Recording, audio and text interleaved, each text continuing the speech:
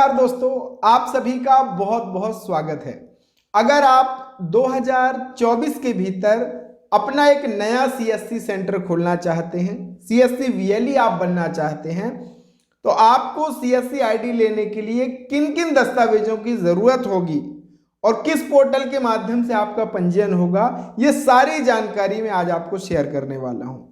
आज के दौर में हर एक सर्विस जो है वो ऑनलाइन है और अगर आप एक सीएससी सेंटर ओपन करते हैं अपने गांव में तो निश्चित ही आपके पास अवसर है कि आप गांव में रह करके लोगों की मदद करके एक अच्छी आमदनी अपने लिए कर सकते हैं। तो इसके लिए आपके पास सीएससी आईडी होना जरूरी है। इस सीएससी आईडी के जरिए आपको सारी सेवाएं मिलती हैं, चाहे आप गवर्नमेंट की सर्विसेज हो, आपका बैंकिंग से रिलेटेड सर्विसेज हो, इंश्योरेंस का काम हो, सारा काम इस एक ही पोर्टल के भीतर हो जाता है।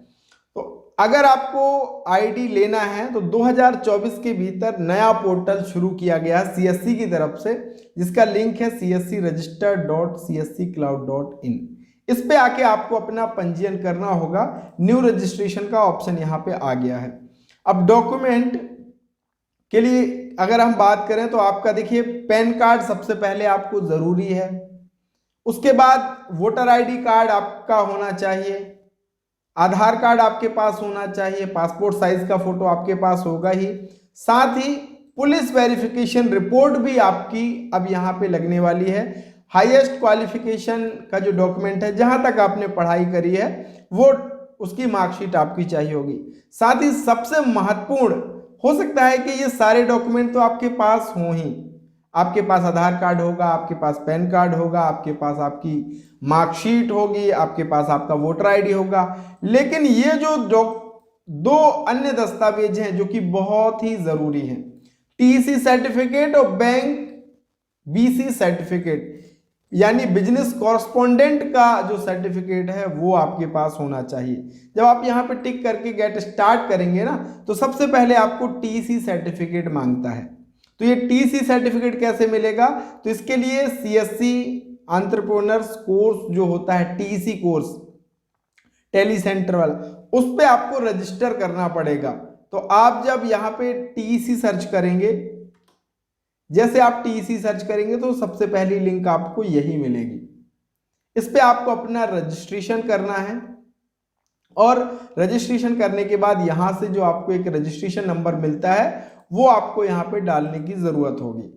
दूसरा जो सबसे महत्वपूर्ण है वो है बीएफ सर्टिफिकेट नंबर, जो आपका आईआईबीएफ का एग्जाम आपको पास करना पड़ेगा।